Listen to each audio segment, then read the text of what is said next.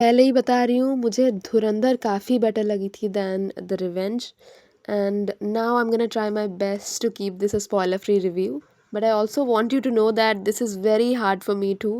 But I'll make sure कि पैसे आपके वसूल हों, और वो तभी होगा जब आप पे 4-5 प्लॉट ट्विस्ट पड़ेंगे और आप हक्के बक्के रह जाओगे, कुछ आइडिया नहीं होगा आपको। तो सजेशन तो यही है मेरा कि बस इंस्टा एक्स और ऐसे दोस्तों से कुछ टाइम तक दूरी बनाए रखो जो स्पॉइल वगैरह कर देते हैं यार, कोई भी फिल्म हो।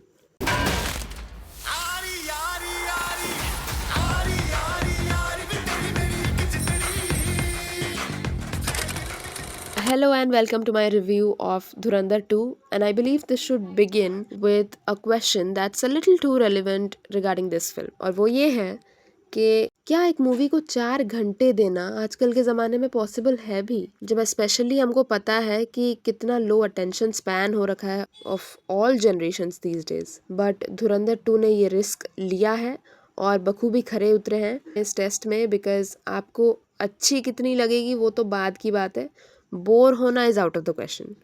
काफ़ी कंफ्यूज हूँ कि पॉजिटिव्स पहले बताऊँ या underwhelming aspects, but let's go with the latter one, because मेरा थिएटर एक्सपीरियंस पहली बार इतना ख़राब था। मतलब काफ़ी जल्दी निकली थी घर से, पर जैम में फंस गए हम लोग और 20 मिनट तक एक ही जगह रुके थे हम लोग, and later we got to know that all of this happened due to a saffronized rally which had blocked the main road for so long. तो इस चक्कर में यार आरी तो मिस ही हो गया मेरा, जिसका एकदम हाइप सा बन चुका था मेरे दिमाग में आफ्टर वॉचिंग द ट्रेलर। और थोड़ा सा अगर ऑडियंस की बात करूँ तो सबसे ज़्यादा सडिस्टिक अगर कोई ऑडियंस हो सकती है तो वो मेरे हॉल में थे वो लोग। मतलब हीरो उस हीरो को मार रहे हैं और ये लोग खुशी से चिल्ला रहे हैं, एकदम तालियां बजा रहे हैं, सीटी बजा रहे हैं, पता नहीं यार क्या। और अगले ही पल ये लोग इतनी तेज़ चिल्लाते हैं, रोस्ट करते हैं टेररिस्ट्स को। मतलब मैं तो कहूँ कि यार ये लोग इतने पैशनेट और इमर्स्ड हैं अगर, तो इनको अपने पेट्रियटिज्म का प्रदर्शन करने के लिए हम लोग इनको बॉर्डर पे भी आराम से छोड़ सकते हैं। मतलब यार ये तो मज़े मज़े में 2-4 गोलियां भी खा सकते हैं, जितना इन लोगों ने एनर्जी दिखा रखी थी हॉल के अंदर। मतलब to witness a very happy and energetic audience is something that mostly feels like a blessing, but मैंने जो एक्सपीरियंस किया यार मैं कैसे समझाऊँ। अगर आपने कभी ये किया है तो आपको फिर समझ में आएगा। तब एकदम ना किसी इमोशन को इन लोगों ने मुझे फील करने दिया है, ना मुझे तो लगता है जो सीरियसली देखने भी गए होंगे वो लोग भी यार नहीं देख पाए होंगे मेरे ख्याल से। शुरुआत ही ओवरऑल डिसअपॉइंटिंग हुई मेरी, but let's leave it out because that's a fault from my and entirely. So moving on with the real flaws now, I definitely have to talk about the most important thing first, and I think it's evident now that these films are well-made propaganda to me, and that I don't like this political commentary, or rather I should say whitewashing the entire demonetization program. बाकी आप लोग समझदार हैं। Let's focus on the cinematic affairs more. काफ़ी गाने या background music जो हैं फिट नहीं बैठते हैं, and this specially goes for that फ्लिपराची का डूप वाला सॉन्ग जो भी इन्होंने प्लेसमेंट करी है, that seems entirely out of place. और एक पॉइंट है जो आपको शायद निटपिकिंग लग सकती है, but that's just what I felt, और वो ये है कि धुरंधर दोनों फिल्में काफ़ी कमर्शियल हैं, बट 2 में अचानक से अपने टोन और वाइब से निकल के, मतलब कन्वीनियंस के हिसाब से ही एक रियलिस्टिक रूट ले लेते हैं क्लाइमैक्स में, तो वो भी थोड़ा अजीब फील होता है। बाकी जो अर्जुन रामपाल का कैरेक्टर होता है मेजर इकबाल, वो कैरेक्टर को हमसे एम्पथाइज़ करवाने के लिए, और उसका जो मेनेसिंग वो क्यों लगता है, उसका मोटिव क्या है, उसकी पर्सनल लाइफ इस वजह से दिखाई गई है हमको, और वो सीन्स काफ़ी इम्पैक्टफुल भी हैं। पर फिर भी आपको कहीं ना कहीं एक कमी सी महसूस होती है एक पावरफुल विलन की, जो कि पार्ट 1 में अक्षय खन्ना ने कोई कसर ही नहीं छोड़ी थी इस एस्पेक्ट में।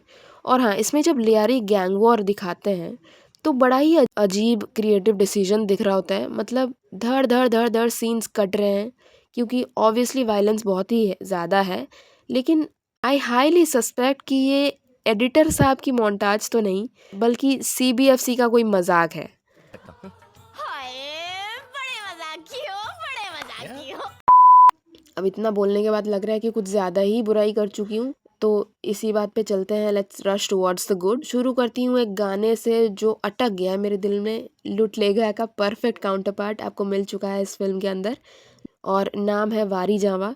जो बखूबी गाया है द टैलेंटेड गर्ल्स रेबेल ज्योति नुरान और जैस्मिन सैंडलेस ने। इसी के साथ बता दूं कि डोजा कैट का भी एक गाना है इसके अंदर, और इसमें जब वो सीक्वेंस आप देखोगे तो मज़ा ही आ जाएगा आपको। लास्ट वाली फाइट भी पैसा वसूल करती है। So really really impressive in the action coordination and direction department and the way these scenes are conceived, although not entirely original in thought, but definitely far too interesting if only the execution is concerned. मतलब आपको एकदम ही Batman में scarecrow जो था, Cillian Murphy ने जो play किया था, लेजिट उसकी याद आने वाली है। रेड का यूसेज भी पार्ट 1 से काफ़ी ज़्यादा और बेहतर है 2 में, और दिखने में बहुत ज़्यादा अपीलिंग भी लगता है and seems like it's the colour of Hamza's rage and revenge. Emotions की बात करें तो आपको हमजा के साथ साथ और भी कई सेकेंडरी कैरेक्टर्स के लिए फील होगा, और उनका इम्पैक्ट भी काफ़ी ज़्यादा है। और मैंने तो हमेशा ही कहा है कि अक्सर एक बड़ी बजट फिल्म या एंसेम्बल फिल्म अच्छी है या नहीं, या इसका इंटेंट अच्छा है या नहीं, ये उसके सपोर्टिंग कैरेक्टर्स के साथ कैसा बर्ताव किया जाता है या ट्रीट किया जाता है और उनको कितनी इंपॉर्टेंस दी जाती है, वहाँ से हमको पता चल जाता है। एंड सेम गोज़ फॉर धुरंधर 2।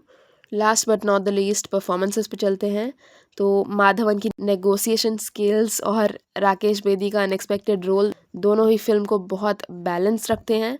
लेकिन बात करें दी सुपरस्टार रणवीर सिंह की, जिन्होंने इस फिल्म को अपने कंधे पे जेन्युइनली उठाया है, बिकॉज जो हाई ऑक्टेन फ्लॉलेस परफॉर्मेंस इन्होंने डिलीवर करी है, आप मैग्नीफाइंग ग्लास लेके बैठो, एक जगह आपको गलती नहीं मिल पाएगी।